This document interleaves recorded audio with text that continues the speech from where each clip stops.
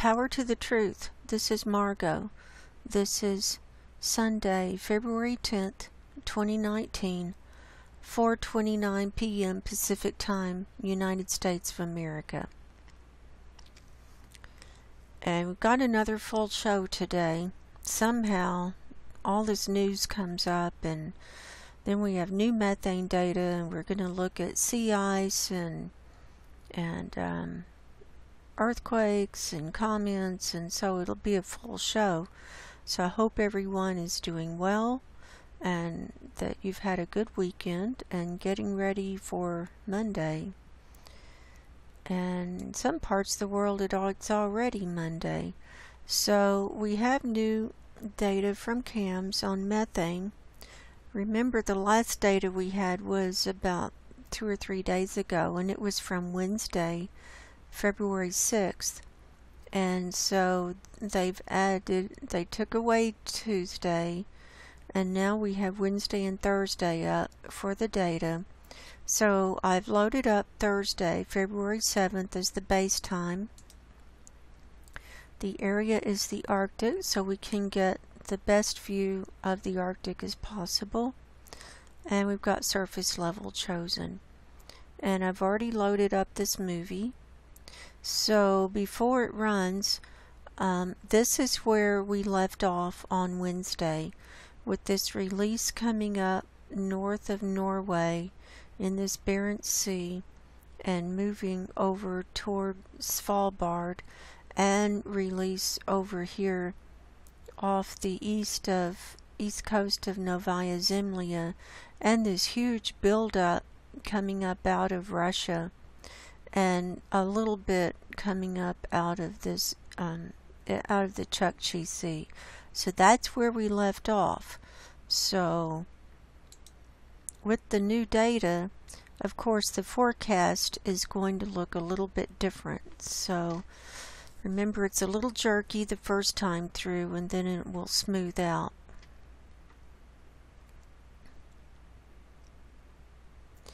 So we'll just let it run through once, and then we'll start discussing this. Okay, here it comes. This was from Thursday, and now it's into the forecast period. Here's Friday. Here's Saturday. See, it's releasing up here by this island. Sunday, it's still releasing. And then Monday, it's spreading out towards the North Pole. And remember that this is sea ice up here, and the sun is just starting to come up a little bit, and I am going to show you sea ice today. Fortune A to B asked in the comments under my video from yesterday what the sea ice was like between Novaya Zemlya and Svalbard. And there is no sea ice between there. And so I'm going to show you that today. And this is also going to play into the lead story today about polar bears invading Novaya Zemlya. So it's going to be an interesting show. So let's pause it there, and we're going to come back to methane in a minute. But first of all, I wanted to go over NASA Worldview. This is today, February 10th, and we can see that this black circle is getting smaller as the sun is starting to come up in the Arctic. Then more area is viewable from the satellite. And so here's Greenland, so more of Greenland is coming into view. Here's the Atlantic Ocean. Here is Norway up here. Then here is Novaya Zemlya, and you can see that the southern tip of the island is now coming into view, and and the coast, all the coast along here, and the Barents Sea is in view, and part of the Kara Sea is in view. The problem is that it's cloudy there, so it's hard to see what the sea ice is really looking like, but there's not really any sea ice on this western side of Novaya Zemlya. This is the sea ice here. We can see through the clouds, and it's very lacy. It's not well formed. Then we have thick clouds over here. So we can't really see the sea ice over here, but we can see that the sea ice that we can see through the clouds is not well formed at all. It's just a little bit here and there. And then if we turn on, and so we're focusing on this area, and we'll look over at the Beaufort Sea and the Bering Strait another time, because this is our main focus of interest because of the methane release and the articles that I'm presenting today. So now, if we click on this layer of sea ice concentration, and what we have to do, it takes them a couple of days for them to get it on the map, the sea ice concentration.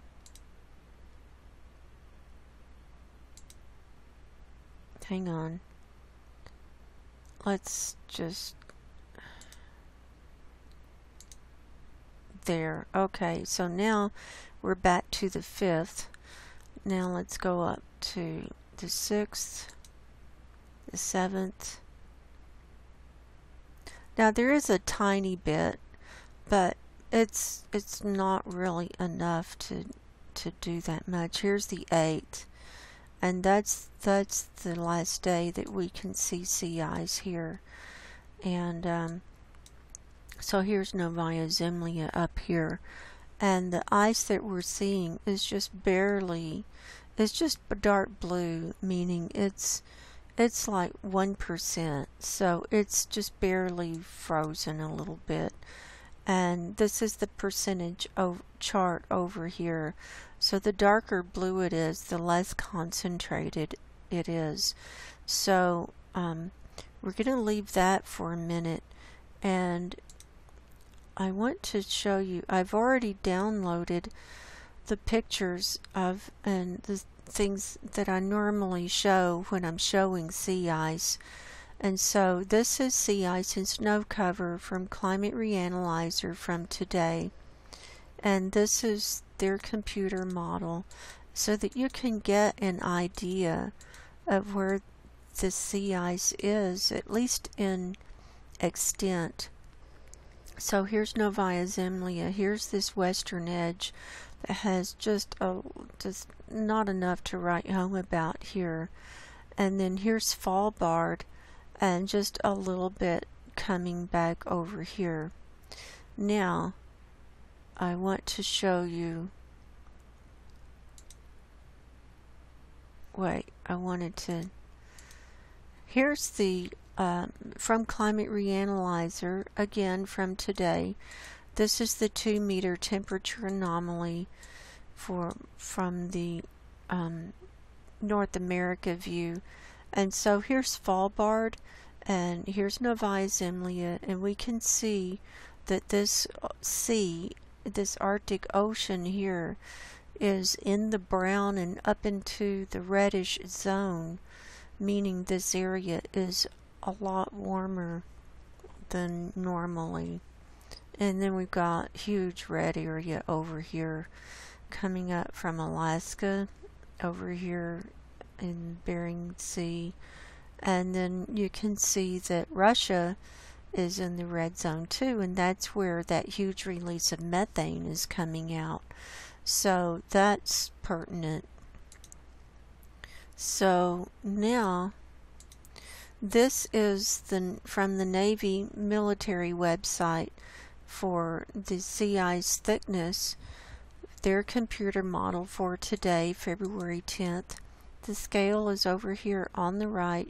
I've shown this to you many times before, and when you get up into this purple range, it gets into about half a meter. And then when you get into dark purple, like up here, that's 1 meter of ice. And then up into the blue, you're getting up into between 1 and 1.25 meters. So it's struggling. And last year it struggled. It's struggling this year. But we can really, with this viewer, we can blow it up and see that it's just the ice that's here is just very thin, and it's not even ice, it's just a little thin covering is just barely frozen on the surface right here. And down here just north of Svalbard, it's broken up, it's very thin, and we can't see it because it's in the dark still in the Arctic, so we can't really see it on NASA Worldview. So, and the ice that's over here in the off the coast of Russia is all broken up, and we saw that the other day where we went back a few days. We have to go back where we don't see the clouds, and it's very broken up. So it's very poor quality, and then it's a little bit thicker here, and then it's moving, but this whole area is not very thick and not very well formed at all. And then it's moving into the blues and into the blue greens, which are a little bit thicker. So now I want to show you one more thing here. This is the animated GIF showing 3 weeks back and forecast a week forward from today. And look at the sea ice, how it retreats, and then in the forecast period they show it coming back. So it had actually come out and then melted back from Svalbard, and then they're forecasting it to come back. So here it is from the second day of the three from this GIF. So this was January 20th. So I'm going to just click through slowly, and you can see it building, building, building, and just getting darker, meaning thickness, and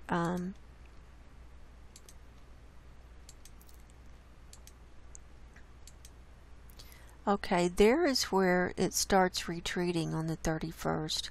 So if I go back, it was a little thicker or a little bit further out on the extent by the 30th. So we're looking at this area between Svalbard and this area up here. And I want it because that's where we just saw that brownish reddish color on 2 meter temperature anomaly.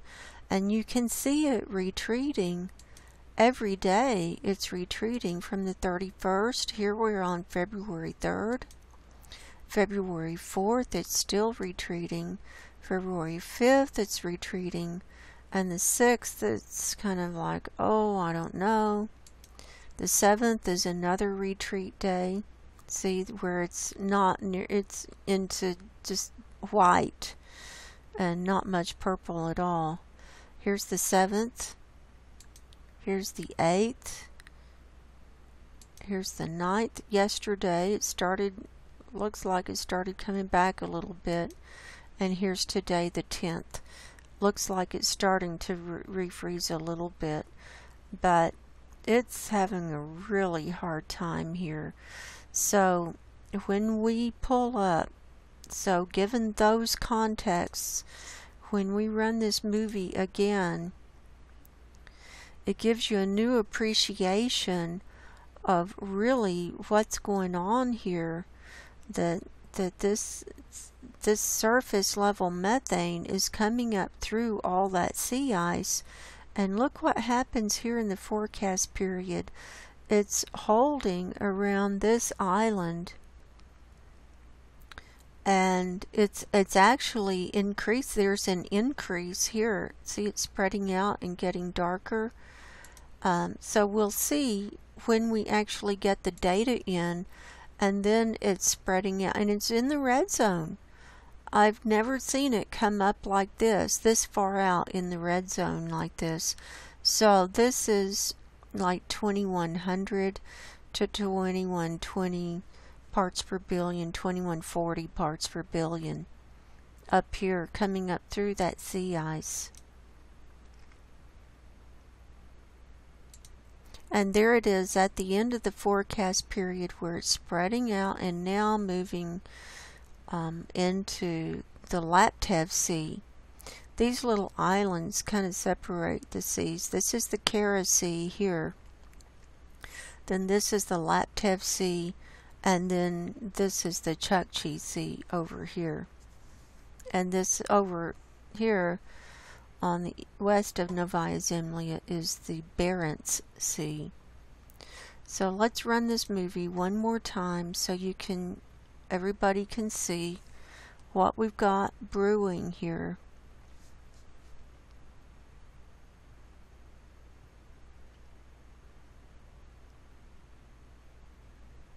So this is serious. This is serious. And anyone who says it's not serious is off their rocker. They're in total denial.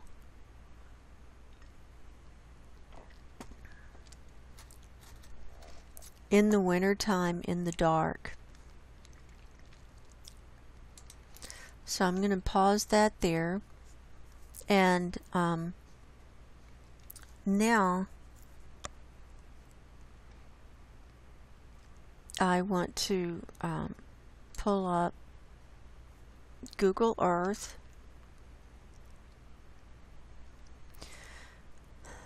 And we're just going to take a closer look at Novaya Zemlya. Okay, so here it is. Well, it's hard for me to do this. Okay, so here's Russia, here's Novaya Zemlya, here's Norway, here's Greenland. So if we zoom in, oh, and it's this island. This is, what is this? I looked at this earlier. October Revolution Island. So this is where we saw the methane coming up to, and this one is called Bolshevik Island. So these two islands kind of separate the Kara Sea from the Laptev Sea. So we were seeing the methane coming up here, moving across, and then circling around, and then moving out across from here. And from the north of Norway, it was this orangey and reddish color moving out and all the way to Svalbard over here. But this is now what I'm going to show you is in preparation to our story that I'm going to share with you today about polar bears invading Novaya Zemlya. Now remember, this part, this has been in the dark. It's just recently come out of the dark. So the light, the sunlight is about here right now, going across. And so it's this town that the story is going to be about. It's Belusha Guba, which is a settlement for military personnel on Novaya Zemlya. And it's right down here, and we can see the town. And polar bears are invading here because they're stranded, because there's no sea ice for them to go out on, and because normally they get on these big chunks of sea ice and float and then catch their fish. And they're hungry and they're terrorizing people. And so far, the Russians, the authorities, they haven't killed any yet, because the polar bears are on a safe list since 1956, but they're thinking they may have to start killing them, shooting them, if they can't figure out a way to deal with them. So I just wanted to show you where we're going to be, where this story is taking place.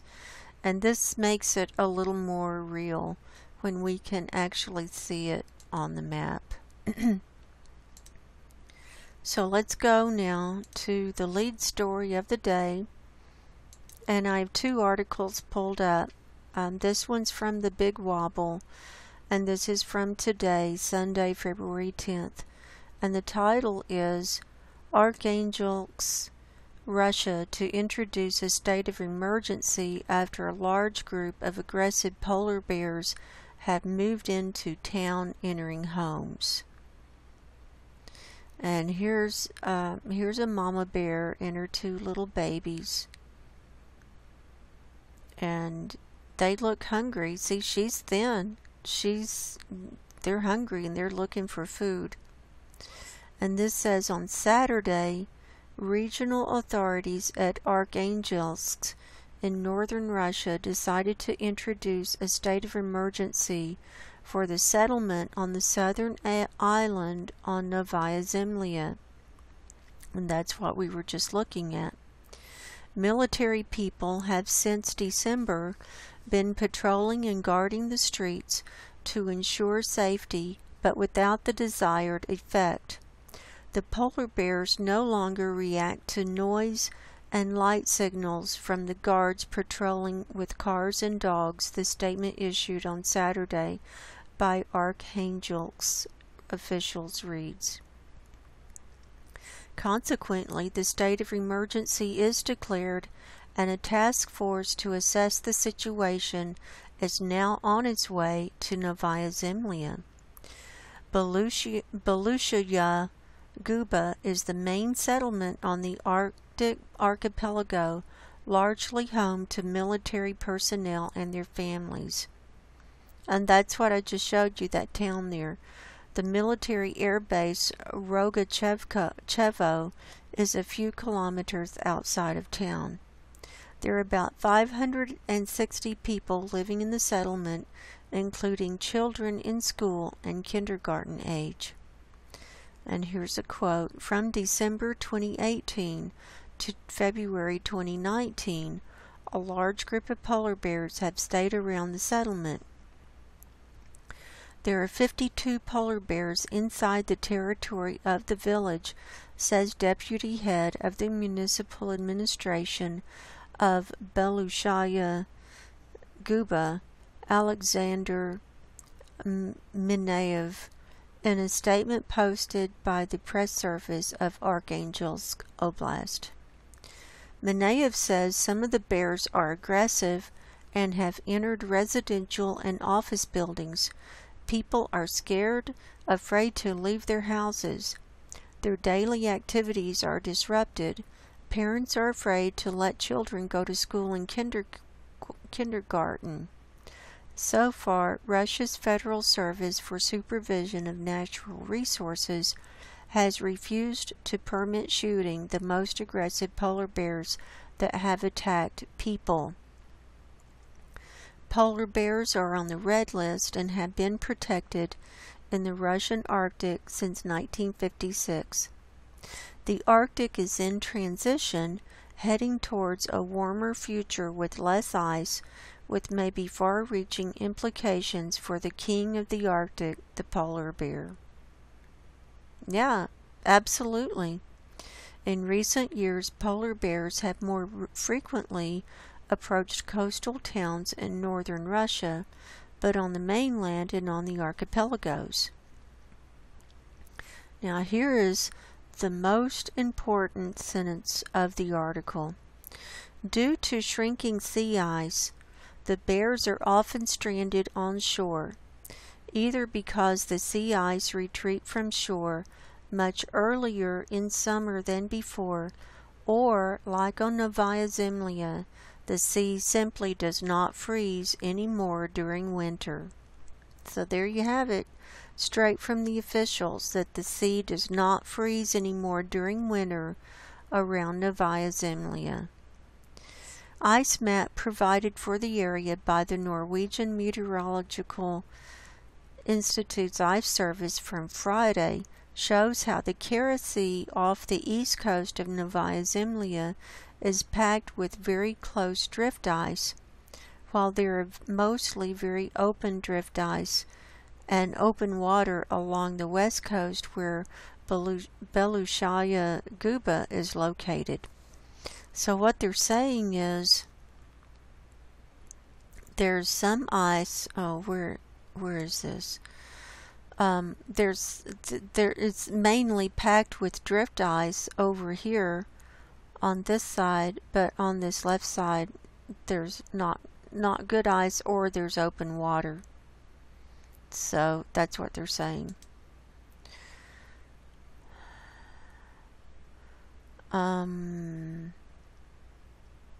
The experts now on their way to Belushaya Guba hope to find ways to scare away the bears from the settlement. However, if nothing else works to resolve the situation, shooting animals may become the only and necessary measure to ensure safety. The statement from Arkhangelsk authorities reads. Zygansha Musin is head of the municipal administration on Novaya Zemlya. He has been in town since 1983 and says he has never before seen such massive invasion of polar bears. The animals are literally chasing people and are even entering the entrances of residential buildings, Musin tells. A warning posted on the portal of the municipality informs the inhabitants on how to behave to avoid polar bears from attacking. Stay away from the bears is rule number 1. However, if the bear attacks and you can't get away, the warning tells you how to reduce the risk of death or serious injury. Lay down, press your head against your knees, cover it with your hands, and do not move. The state of emergency is introduced without a time limit. It will last until the security of the local population is ensured. So there's that article. And I would think if they're worried about the polar bears like going extinct or something, you know, they could get some people up there and shoot them with tranquilizer darts and save them and move them to a safe area. You know, I would think that would be the thing to do. You know, or make a reserve for them, make a open like an enclosed area, but open, but big enough, and they'd have to feed them and take care of them if they want to. Otherwise, the polar bears are going to go the way of the dodo birds, which we all are, sooner than later, I'm afraid. So this is just evidence of what's coming. And it's sad. Look at that. I feel sad. So here's another article along the same lines. This is from Russia Today. And they've got a lot of videos. And this is from yesterday, the 9th. And it says, Russian Arctic town suffers polar bear invasion. Dozens of predators won't go away. And then it's the same, pretty much the same article. But they've got video that shows the polar bears moving through. Let's see if we can watch this. I'm going to mute it. Oh, look at him. He's outside. I'm sure they're hungry. Because normally they get their food, you know, from fishing.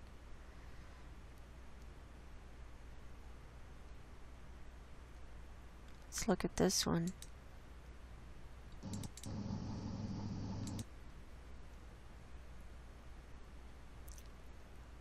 He's just walking around there.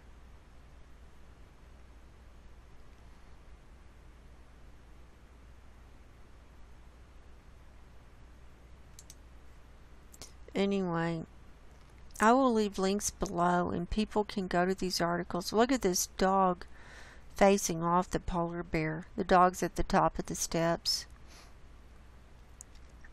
So it's, you know, it's obviously snowing there. Snow and ice is there. At least the sun is up now. The sun, it was dark until just a few days ago.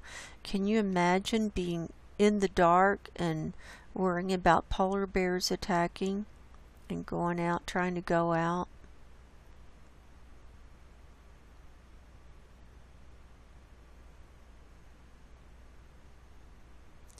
Here's a little bit more information.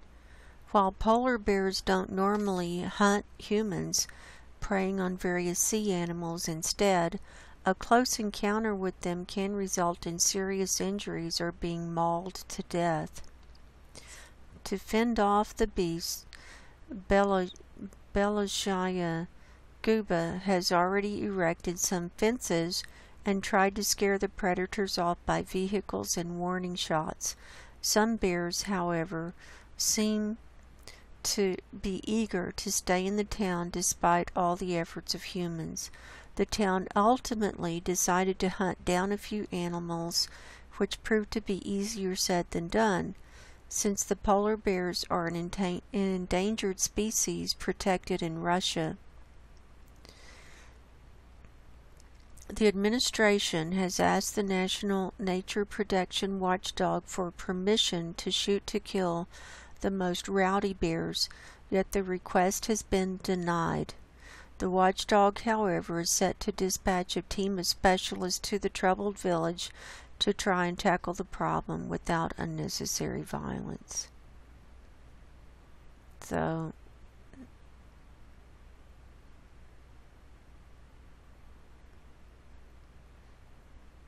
you know, might kill the mother and then you've got orphaned bear cubs. So, it's sad. It just breaks my heart to see this. But this is what's coming, and this is the start. This is the beginning. So, anyway, let's go over to comments now. So I hope Future A to B says, how is the ice situation now around the area Novaya Zemlya all the way to and around Svalbard? I hope that answered your question, everything that I just showed. To the south of Svalbard, there is no ice. And there's just a little bit of ice to the north. And it's because this water is too warm for it to refreeze. So let's go down. So we're going to start with Devin Cook. This comment, most of these comments came in under my video from yesterday about nitrogen dioxide and earthquakes. And Devin Cook says, so technically Stephen Hawking was right. Maybe he knew that potentially lethal amounts of greenhouse gas were trapped in the Arctic areas. I saw one live TV interview from 2 years ago. I think it's been removed. And then he remarks on his comment. He says, I remembered he was talking to a guy about the problem that Florida is having with flood water from the ocean, and subways will never work again until something big is done. It's sad to me. I had to tell my grandparents because at that point it's not going to get better until, you know, it's not going to get better until never. I know, Devin, and probably Stephen Hawking did know. I mean, he was a smart guy. He knew a lot of stuff, and he probably didn't write about or talk about everything that he knew. So thank you for your comment, and thank you for being here. And then Georgios Zakaliskis remarks under my Arctic sea ice and melting permafrost video says, it's accelerating rapidly, so within 5 to 10 years we'll see disaster. Well, I think disaster is sooner than that. But thank you for being here and for your comment, Georgios. And then the rest are under my video from yesterday. Sensible Hair says, yes, time is very short. Thanks, Margo. It is. It is. You're welcome, Sensible Hair. Thanks for being here.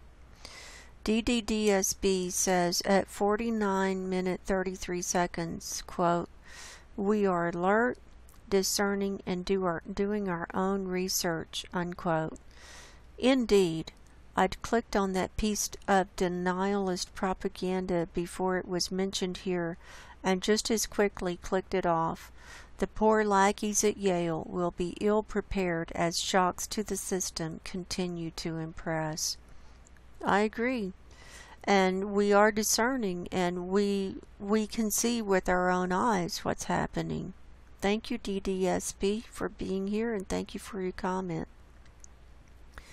And then Robert Forsyth left a few comments. He says, hi Margo, even check out the air routes for jet aircraft, blue paths across the oceans.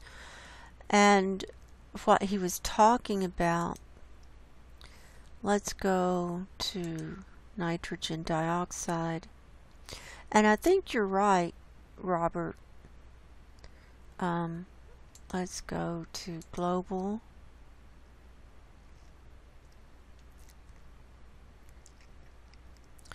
And if you go to surface level, with the nitrogen dioxide, see, you can see these lines going across the ocean. That could be airlines, or it could be ships too, emitting stuff. See the lines? So that could be routes, shipping routes or airline. I'm thinking maybe shipping, since it's more surface level, and the aircraft are up high in the air, but they leave a residue as they go up.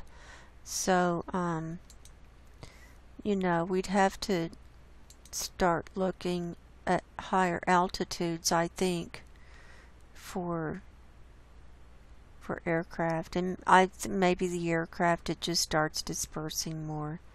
I don't really know, but I'll go back to that. But thanks for your observation, Robert. I appreciate your comment on that.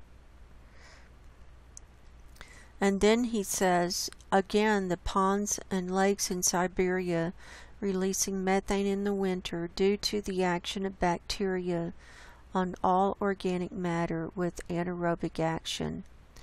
And I found a video, it was posted somewhere on Facebook today, and it's a video from NASA that depicts exactly what Robert is describing, and it's about lakes showing up all over Russia. And it's a YouTube video, and so I put the link there, and it's just a couple of minutes video, but if people want to watch it, they can click there and watch it. And then he leaves. I'm gonna read the next methane comment, and then this one. Methane comes from many sources: bacterial breakdown of solid methane, clathrate, methane C, clathrate, I think, incomplete combustion of coal in coal burning factories, volcanic actions, oil well byproducts released into the air by offshore oil platforms. It's also released wherever they're doing drilling for natural gas too. So absolutely, Robert, you're absolutely right. And then I think he's responding to Diademglow's comment about the message that I think it's a woman, that she got from God about the Black Rivers. And he says, Mother Holy Ghost, those promptings release, continue to listen, your third eye. That feeling you just can't put your finger on. Sometimes it is just what you need for no apparent reason. Yeah, and this is our connection with the divine, and it can be our instinct, our gut, our intuition, all of these, and it's connected with the unconscious and the subconscious mind, and with this communication with the divine. What I call it a tractor beam to the divine. And the more clear we are, the better channel we can be to that divine prompting. So thank you, Robert, for all of your comments and for being here. I appreciate you. Then Tom Bell says, Hi Margo, another great video. I'm learning more and more. Thank you. You're welcome, Tom Bell. I appreciate you. I'm glad you're getting a lot out of these videos, out of our world classroom. And then the last one is Freedom Fighter 2 says, according to NOAA, the daily average CO2 level for February 9th, 2019 was the highest ever, recorded at 414.27 parts per million. The numbers just keep getting worse, but most people are not reacting to the danger. I know. I agree, Freedom Fighter. I know. And I think we're on a runaway warming course now. And as we start seeing the sun come up in the Arctic, and the northern hemisphere starts tilting towards the sun, and everything, we start moving into summer, I think we're going to start seeing some huge stuff happening. And it's not just going to be up in the northern hemisphere, it's going to affect worldwide. It's going to be a runaway warming event. You wait and see. So that's my prediction on that. So I'm going to close this browser window out, and I will leave links below for people if they want to read those articles about the polar bears.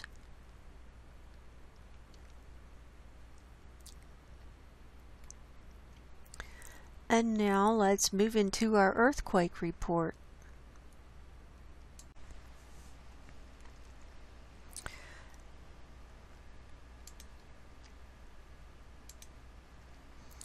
Okay, so what we have here is USGS, all magnitudes for the last 24 hours pulled up here. We're showing 182 earthquakes on the map worldwide in the last 24 hours. So you can see a lot of activity all around our red lines here. And let's go. We're going to start with the earthquakes that are 2.5 magnitude and higher. So let's see which ones are about to come off the map. Now remember, at the end of the show yesterday, we were seeing some earthquakes down here near Tobelo, Indonesia. And so this whole area has been rocking. So let's start with this area. This whole area down here, and this whole South Pacific area, it's just been rocking. So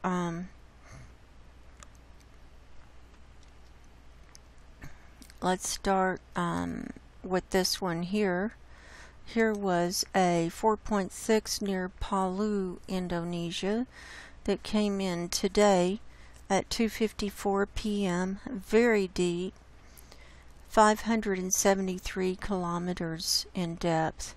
Then up here is 5.2 near Kota Ternate, Indonesia. This one came in last night at 6:05 p.m., 44 kilometers deep.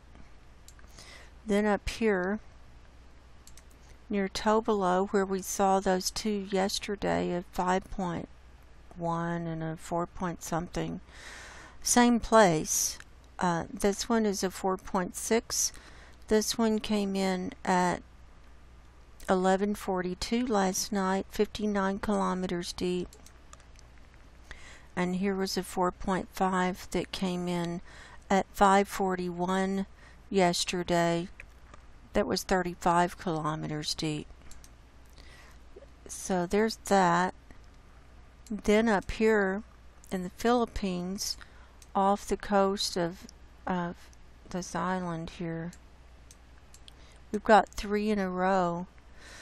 These are all near General Luna is where they're listing them. The 4.7 was out here. This one came in at 7:06 last night. Then a 5.2 came in at 6:33 this morning, 35 kilometers deep. And a 4.6 came in at 8:48 this morning, 35 kilometers deep. So we can see the red line there for the Pacific plate. Then let's go on down to the other stuff down here. Here by Tonga, there was a 5.1 near Hihifo, Tonga. This one came in at 5:27 this morning, right on this red line. And then a 4.5 near Hihifo that came in at 9:12 this morning, 191 kilometers deep. So lots of activity down here. Then down here off the coast of Sumatra, we've got 2. Okay, these were in the ocean. There was these were both 4.6. The first one came in at 6:08 this morning, 35 kilometers deep. And then at 6:17, 9 minutes later, was a 4.6 that came in at 33 kilometers deep. So since these are all in the ocean, there was probably no damage, but people are feeling the effects of them. I'm certain of that. Let's finish up these ocean ones, then we'll go to the ones on the land. Then here was one in the northern Mariana Islands of 4.5 near Farallon de Pajaros. This one came in last night at 7:54 p.m., 141 kilometers deep. Then here was this 5.1. This was 22 kilometers southeast of Natsei, Japan. This one came in last night at 9:34 p.m., 39 kilometers deep. This little tiny island, see, was right off the coast. Was in the ocean, just right next to that island there, in the Ryukyu Islands. So there's that. Then this one was right on the coast, almost on the coast, of 4.4 near Shiraoi, Japan. Came in at 7:59 this morning, 110 kilometers deep. Again, in the water. Then, moving over to land over here, was one 5.2 near Tezu, India. This one came in at 7:22 last night. Looks like So there it was. It doesn't look like it was near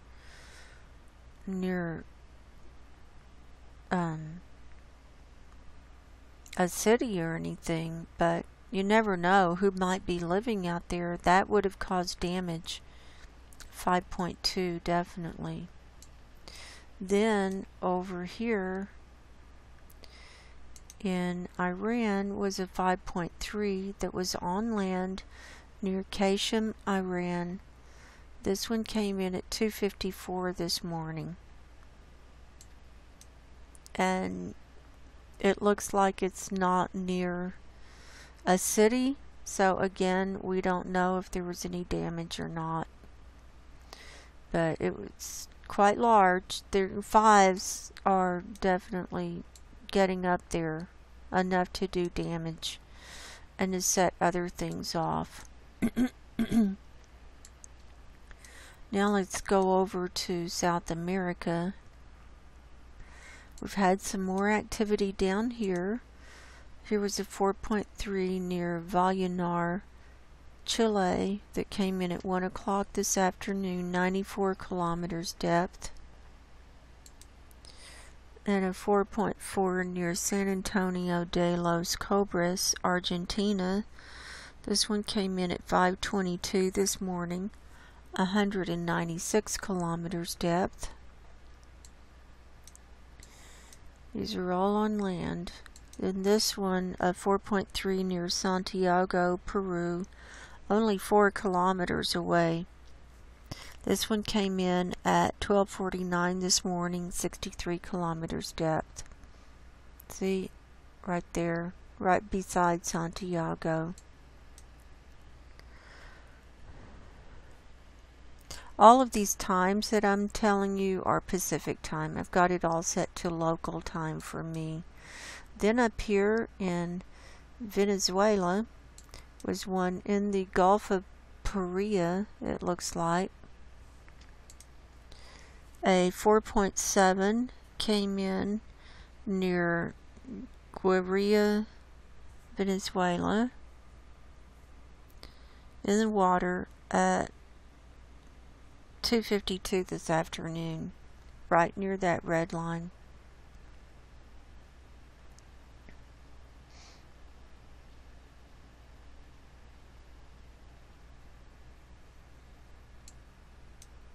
Not very far from Trinidad. This is Trinidad. So here it is in the water there. Now, coming on up into Central America, we had a 5.3 come in off the coast of Amapala, Honduras. This one came in at 4:08 p.m. this afternoon, 195 kilometers depth. We can see it was in the water, but it was right near these two little islands, right in between.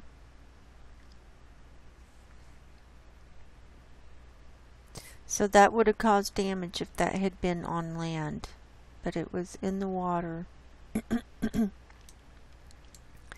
And here's another one in the water, 4.5 near San Francisco del Mar, Mexico. This one came in at 9:33 this morning, 62 kilometers deep.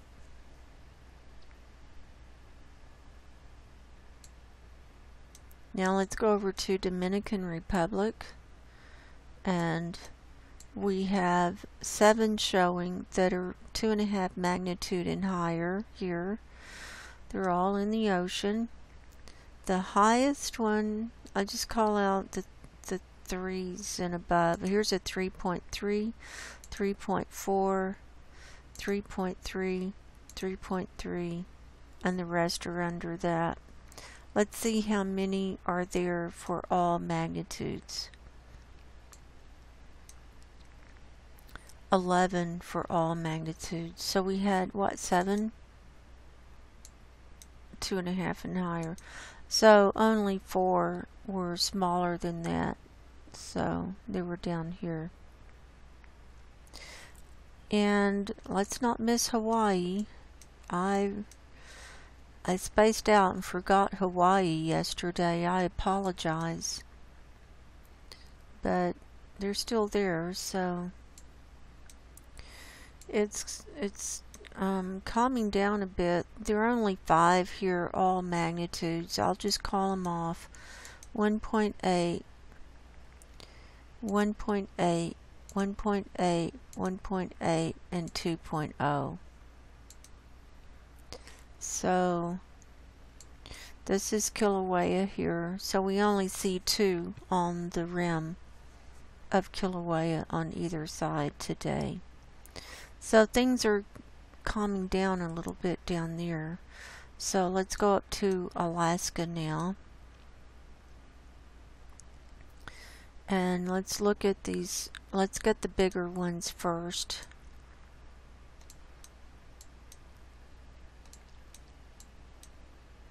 Here was a 4.4 near Adak, Alaska.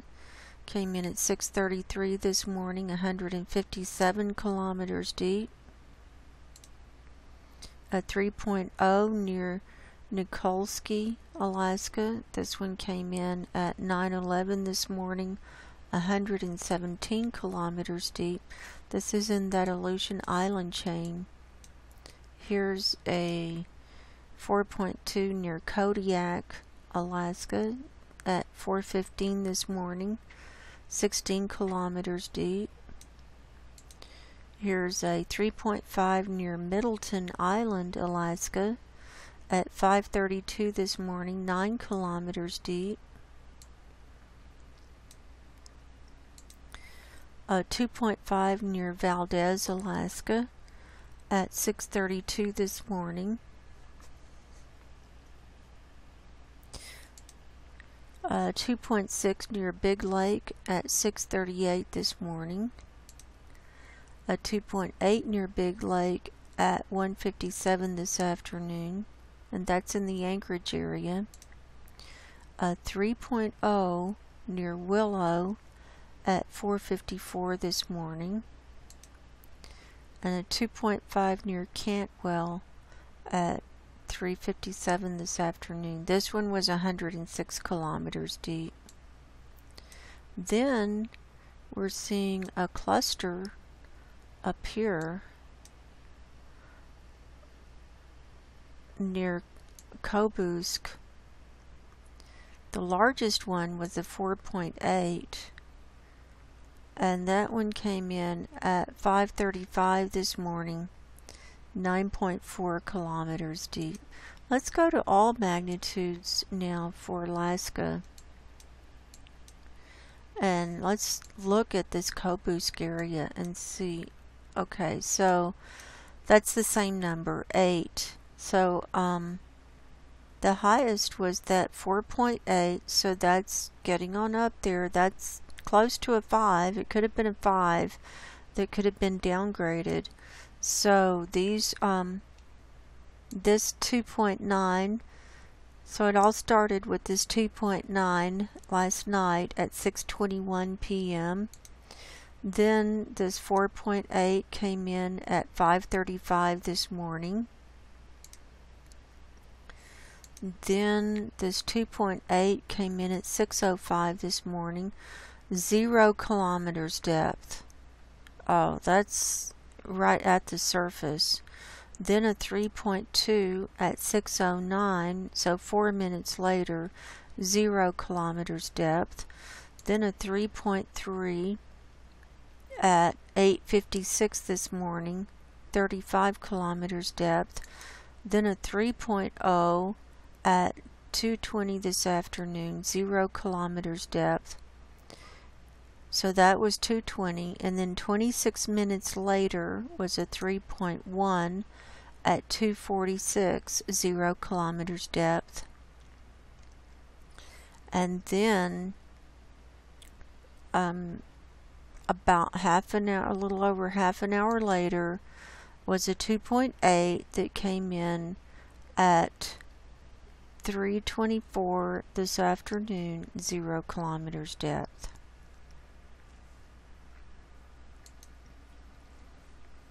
So that's interesting to me. That's in the Purcell Mountains. That's all in the Purcell Mountains that's happening. So we're going to keep an eye on that, definitely. Then looking around the state, here's a 2.7 near Koktovik. There's a 2.1 near Fort Yukon. And then as we come down, there are the smaller ones peppered around. We already got the larger ones. And then down here, we always see a cluster down here near in the Anchorage area. We see 40 on the map today in this whole area. Now let's move on down into the lower 48, and the first one we're going to start with is this one right here on the Juan de Fuca plate. This is a 4.2 that came in near Port Hardy, Canada, but it's right on that plate, right in between. This is the Pacific plate, and this is the North American plate, and then this is the Juan de Fuca plate, and this is the Cascadia subduction zone. 4.2 that came in at 4:02 this afternoon. So expect to see some more movement here in the next day or two, is what I say. Now while we're up here, we'll come across in Washington, and we're seeing, remember Amboy? That's where Mount St. Helens is. We're seeing some more there. Let's start with Mukilteo. 2.3 came in at 8:10 last night. Is there more than one there? No, just one. 1.3 near Morton. Here's Amboy. 0.5 near Amboy, and a 0.2 at the same place. And here's Mount St. Helens, so they're right in that crater again. We saw this a couple of days ago.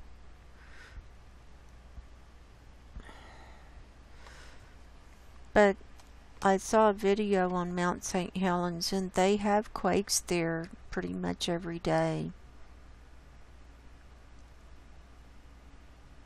So these are small, so as long as they're small and nothing's breaking loose,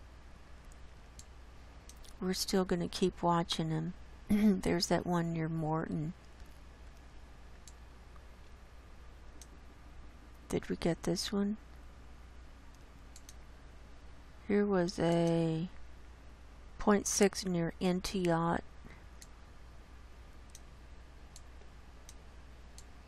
Let's see if there's nothing in Oregon.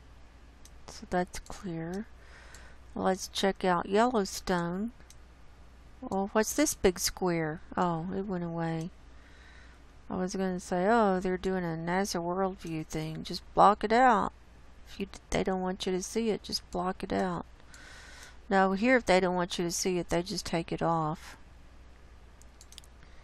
We're seeing a 1.6 near Dillon, Montana. This came in at 12:35 this morning, 3 kilometers deep.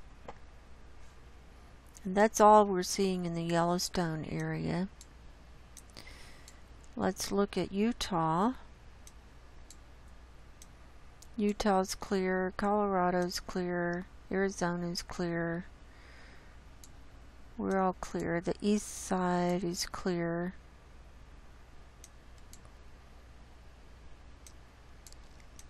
Now we're down to Nevada and California, and we had a snowstorm here last night. I got about 6 inches on my car today, but sun's out and things are melting, so that's a good thing. 2.1 near Silver Springs, Nevada.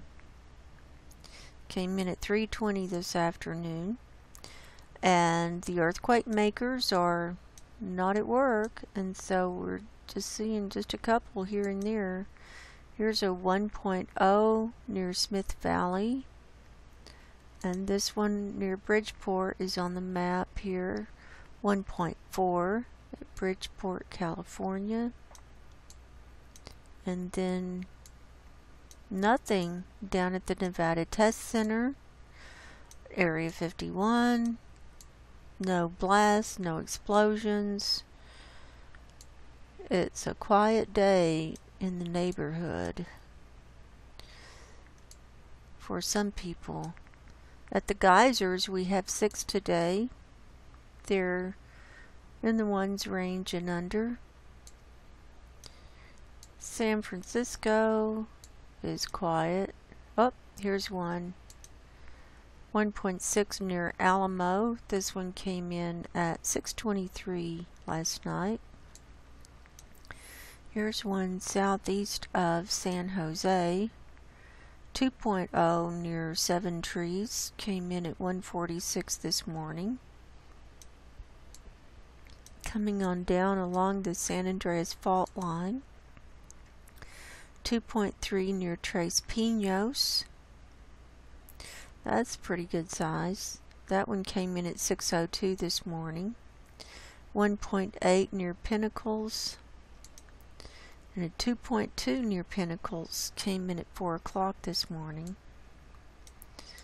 Then we got some more. Oh, let's get this one. 2.0 near San Simeon at last night at 9:36 p.m. Then over here by our red line, 2.5 near San Ardo at 4:09 this morning. 1.7 near Parkfield at 4:42 this morning. 1.2 near Parkfield at 1:29 this morning. So they had some activity overnight. Now we're coming down into Southern California. Here was a 2.7 near Kostayuk at 9:45 this morning. Here's the LA area. Let's go to our 2.5 magnitudes and higher and see what's the largest ones first. We'll just get those first. 3.6, it looks like, is the biggest one near Valle Vista at 9:12 this morning. And a 2.8 at Ludlow last night at 8:29 p.m. Remember, we saw that huge swarm at Ludlow, so apparently stuff is still happening. So let's see if we can get all of Southern California on the map. Mexico is clear down there. So let's see. We got 49 on the map here. Look, here's some out in the ocean. Here's a 2.1 near Santa Barbara Island. It came in at 9:05 last night. And a 2.0 near Port Hueneme that came in at 11:28 last night. Here's some more at the southern end of the Salton Sea. 2.1 and 1.5. Then some more down here in Southern California. And then let's look at Kauai. We've got 20 clustered here. Well, with these other two. So 18 clustered right there at Kauai. So that's picked back up. Now let's look. This is where our 3.6 happened, and we've got three little ones next to them. 1.8, 1.0, and 1.1.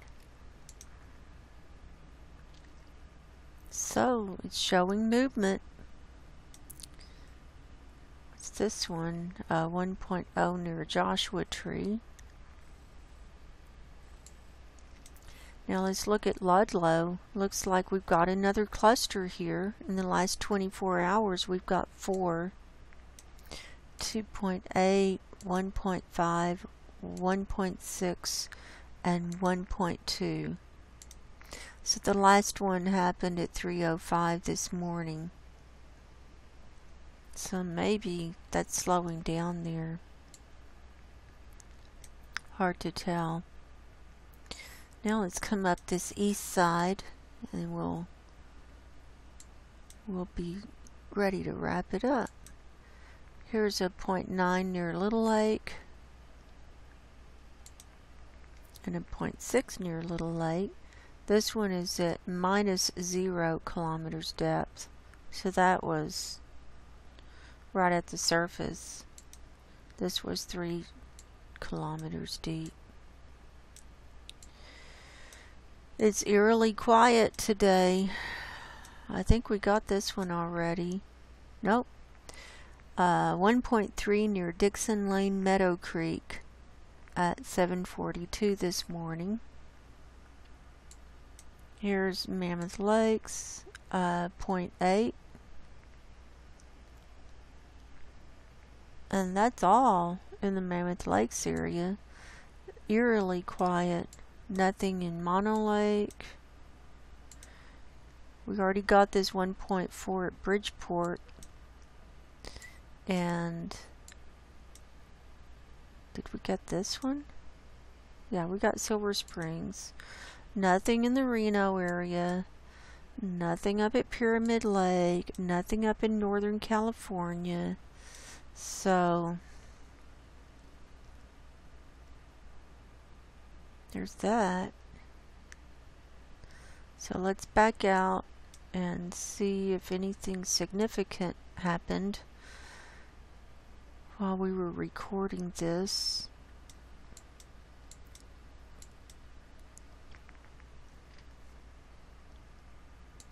.3, we got that one at the Honduras. We got that one near Port Hardy, Canada, on the Juan de Fuca plate. We got the 2.5 near Cantwell, Alaska.